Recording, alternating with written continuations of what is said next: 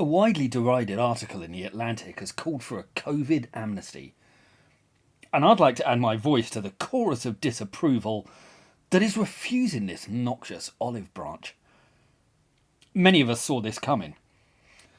I put out a film at the height of the pandemic in which I made clear that face masks were useless, though not as useless as the perspex screens which, for some reason, are still erected in every bloody shop in the land. And I also said that, while we should shield the vulnerable, lockdowns were a terrible idea. They would lead to alienation, and they would cause an economic tsunami which would wreak catastrophic damage for years to come. I also argued that the vaccine did nothing to stop transmission, and that vaccine mandates were an unjustifiable criminal affront. Many other people put forward this case on all of these points, including the esteemed scientist who signed the Barrington Declaration. And we have been utterly vindicated by the turn of events. But how were we treated at the time? We were treated as pariahs. We were cancelled, banned, censored, and abused at every turn. In many cases, our friends and families turned on us and cast us out. We were expunged from our jobs, suffered severe economic hardship, and we were abused and attacked in the streets.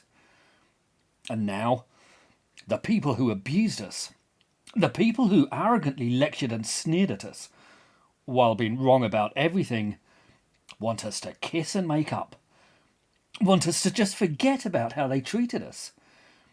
They want us to forgive them and to just move along. And I say no, 1,000 times no. And not just for personal reasons of emotive retribution. There's a far bigger point at stake here. The Covid alarmists hope to sally off and face no consequences for the irrevocable harm they wrought. But they stop people from seeing their ailing relatives and loved ones. In many cases, they stop people from saying goodbye to those they cared for most. They prevented people from going to funerals, or bullied them when they did. They stopped children from going to school while stuffing them into pointless face masks. They crippled their educations and retarded the language development of countless young children. They attacked us in the street. They beat up and arrested people. They fined us, even jailed some of us. We were assaulted for taking a stroll in the park. These are the Be Kind Brigade. And as usual, they created an extremely ugly period. One defined by division, judgmental abuse, and the sneering arrogance of people who were wrong about everything. And those strictures, this behaviour, endured long after it was clear that 99% of the population had little to fear from COVID. Yet the hysterical alarmism meant that hospitals and doctors' surgeries turned away or refused to treat people with many other ailments. Huge numbers suffered because of this. Many people died as a consequence. And in many places, we still have to put up with this nonsense. In Italy, Spain, and elsewhere, they still insist on pointless face masks in public transport, chemists and doctors' surgeries. There are still pointless perspex screens up all over the place. Airports and planes are still acting like we're in the pandemic that never was. This lunacy wasn't universal, of course. And in the places that refused to impose those sanctions, like Sweden and most of Africa, the illness rate and death toll were no different than they were anywhere else. The evidence is clear. It was all pointless.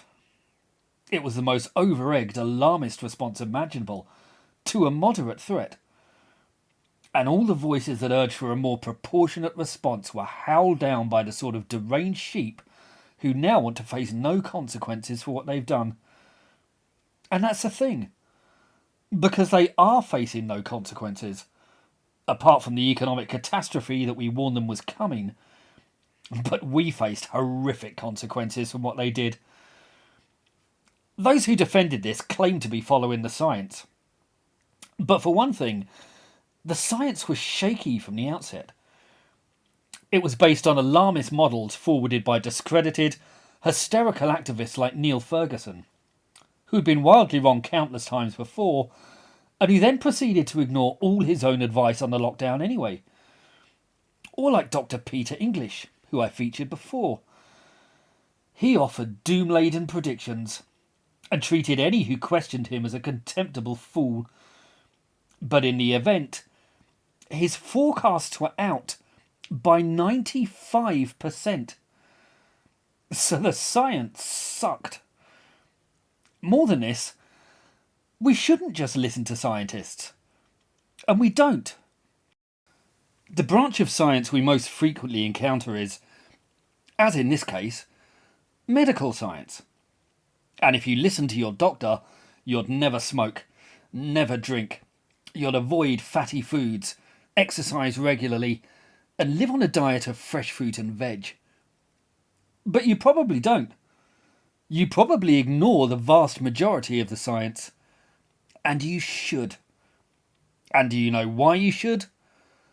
Because there's more to you than just biology. So drink the wine, eat the chocolate, put your feet up, live a little. It's not about how long you live. It's about how well you live. And the same applies in the bigger picture. Scientists specialise in an incredibly narrow field. They should not be encouraged or allowed to adjudicate on wider society, because other considerations need to be taken into account. They should be listened to, but their advice should be weighed against other concerns. At present, the most alarmist, risk-averse and hysterical people dominate the narrative. But such extremists aren't terribly well balanced. Or sane. They claim to be driven by morality, but the Be Kind Brigade fell into conformist groupthink and vindictive bullying. It was a deeply ugly period. They behaved with appalling arrogance during the pandemic, and that conceit is undiminished, despite their manifest and glaring errors. Some places were worse than others.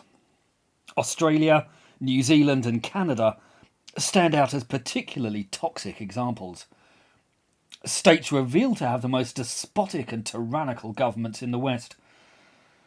And America too was a horror show. The Wear the Damn Mask Brigade abused and attacked people in the street with wanton abandon. And it was terribly depressing to watch the land of the free morph into Saudi Arabia. And the people responsible for all this, those who now want amnesty, they think all the impetus should come from us, from the people who warned them, the people who were right all along. But they're not offering any apologies, are they? There's no regret, no contrition, no humility, just rather smug demands that we get over it. Like criminals asking their victims to forgive them without ever apologising for what they did. Emily Oster, the woman who wrote the article, was one of the worst bullies of the pandemic. But there's no recognition of that. And now she claims that we should just focus on the future. Well, no. We need to focus on the past first. Because if we don't, then no lessons will be learned. And people like Emily Oster will just do the same thing next time. There needs to be a proper accounting on this. A moratorium. We need people to accept what they got right, and what they got wrong, and why they got it wrong, and how they behaved, and why their actions were so despicable. I'm sure Emily wants to bury it, because the alternative to that is for people like her to accept that they behaved like monsters and destroy lives. But that's exactly what they did. And they need to own up to that and accept it. Not to just ask us to forget about it all. There needs to be a reckoning. There needs to be some price to pay for all of the crimes that were committed.